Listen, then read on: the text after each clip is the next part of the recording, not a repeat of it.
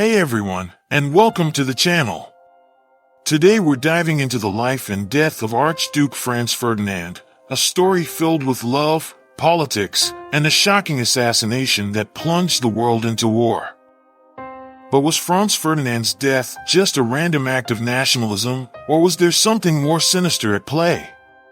We'll be following the investigation of Inspector Gruber, a man who uncovers a tangled web of secrets that could rewrite history. Vienna, 1889. A storm raged outside the opulent Habsburg palace, mirroring the turmoil within. Crown Prince Rudolf, heir apparent to the Austro-Hungarian Empire, was found dead in his private chambers, an apparent suicide. The air crackled with whispers, a secret love affair, political dissent, or something more sinister. Among the mourners stood Archduke Franz Ferdinand, a man thrust into the spotlight he neither craved nor felt prepared for. Born in 1863, Franz Ferdinand was a reserved, intelligent soul, more comfortable with military drills than courtly intrigue. He possessed a sharp mind for strategy, evident in his meteoric rise through the ranks. However, his personal life was a tangled web. Inspector Franz Gruber, a gruff detective with a reputation for tenacity, watched the Archduke from the shadows. Gruber, recently assigned to the palace security detail, harbored a healthy dose of skepticism about the Crown Prince's death. The official narrative felt incomplete, leaving an unsettling itch beneath his calloused skin. Meanwhile, Franz Ferdinand found himself burdened with the crown. His relationship with the aging Emperor Franz Joseph, a rigid traditionalist, was strained. The emperor disapproved of Franz Ferdinand's choice of companion, Countess Sophie Chotek, a woman deemed unsuitable for the future empress. Their love story was a forbidden one, a thorn in the side of the Habsburg court. Years passed, filled with hushed arguments and stolen glances between Franz Ferdinand and Sophie.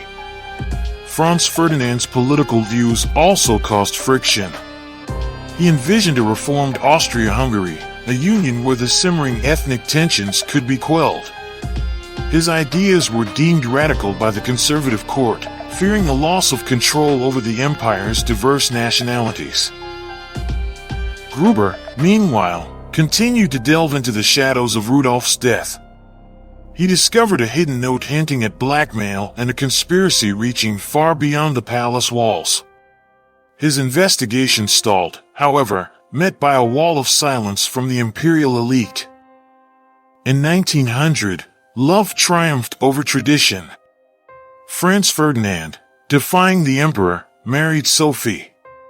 She was granted the title Duchess of Hohenberg, but their children were denied succession rights, a bitter pill for the Archduke to swallow. Despite this, their union remained strong, a beacon of love amidst the political storms. Europe simmered on the edge of war. Nationalistic fervor and a web of alliances threatened to erupt into a devastating conflict.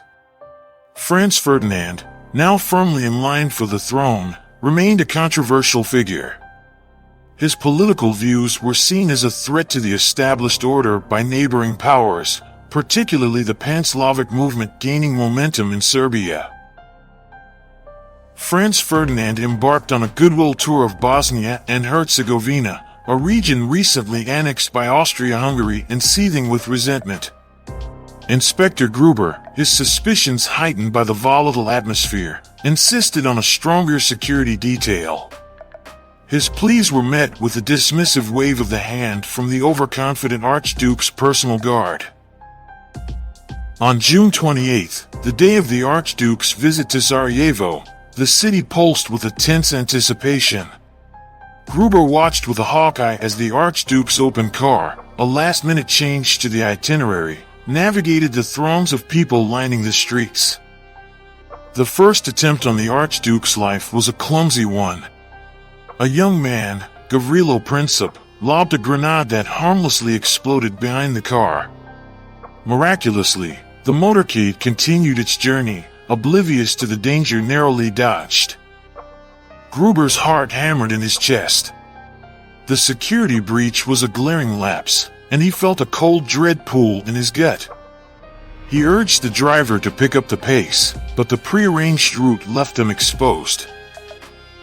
As the car turned a corner, another figure emerged from the crowd. Princip, undeterred by his first failure, fired 2 shots at point-blank range. The first struck the Duchess in the abdomen, the second tearing through the Archduke's neck. Pandemonium erupted. The Archduke slumped in his seat, his eyes wide with shock. Sophie, gasping for breath, crumpled beside him. Gruber fought his way through the stunned crowd, reaching the car just as the life drained from the Archduke's eyes. The Duchess, clinging to life, uttered a single word, Franz. It was the last sound either would ever make.